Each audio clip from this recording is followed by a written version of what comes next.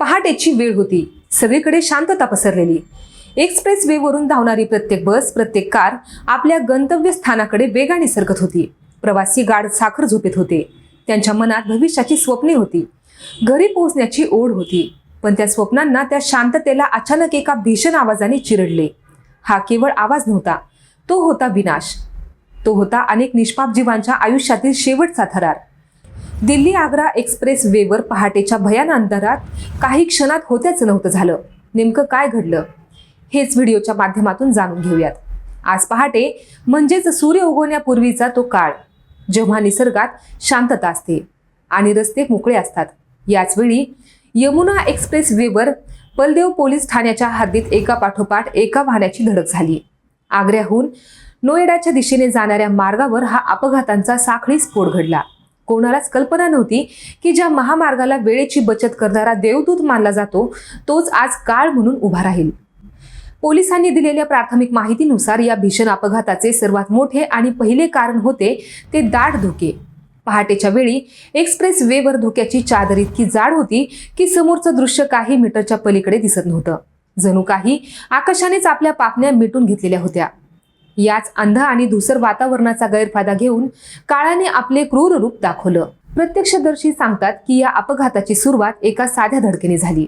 पुढे चाललेल्या एका कारचा अंदाज न आल्याने मागून येणाऱ्या दुसऱ्या कारने तिला धडक दिली असावी. क्षणातच चेन रिॲक्शन सुरू झाली.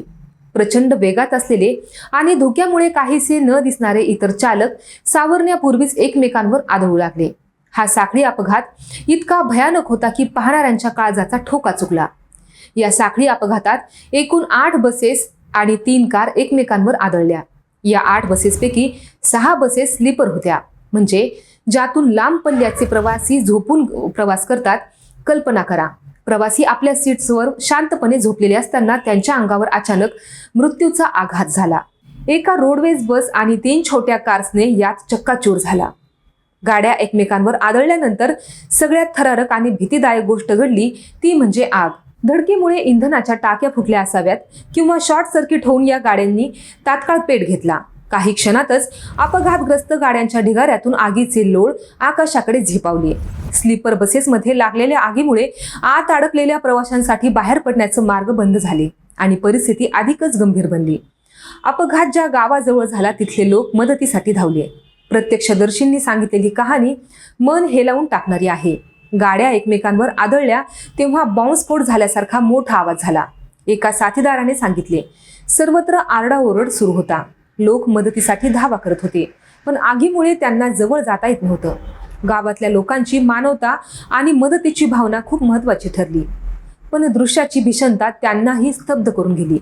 या घटनेची माहिती मिळताच बलदेव पोलीस ठाण्याचे अधिकारी आणि SSP श्लोक कुमार यांचे पथक तातडीने घटनास्थळी दाखल झाले.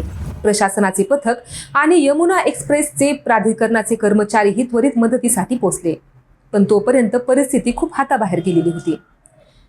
SSP श्लोक कुमार यांनी दिलेल्या माहितीनुसार या भीषण अपघातात दुर्दैवाने 4 निष्पाप प्रवाशांना आपला जीव गमवावा लागला.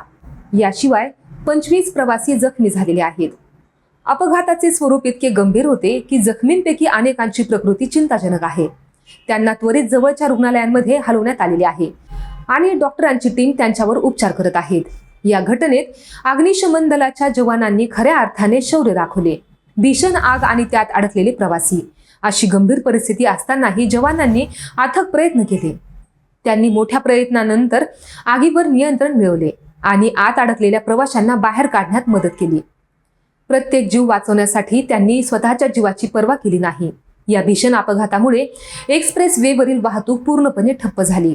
गाड्यांचा ढिगारा आणि बचाव कार्य यामुळे महामार्गावर लांबच लांब वाहनांच्या रांगा लागल्या. प्रवाशांची गैरसोय होऊ नये आणि बचाव कार्यात अडथळा नको म्हणून पोलिसांनी काही काळासाठी मार्ग पूर्णपणे बंद केला आणि वाहतूक पर्यायी मार्गावर वळवली. हजारो प्रवाशांना यामुळे मनस्ताप झाला, पण सुरक्षा आणि बचाव कार्य हेच प्राधान्य होते. काही तासांच्या अथक परिश्रमानंतर अपघातग्रस्त वाहने बाजूला काढण्यात आली. रस्त्यावरील ढिगारा हटवण्यात आला आणि महामार्ग पुन्हा वाहतुकीसाठी हळूहळू खुला करण्यात आला. या इतक्या मोठ्या अपघातानंतर प्रशासकीय अधिकाऱ्यांनी घटनेच्या कारणांची कसून चौकशी करण्याचे आदेश दिलेले आहेत. या अपघाताला नेमके जबाबदार कोण आहे? धुक्यात वाहन चालवताना कोणते नियम मोडले गेले?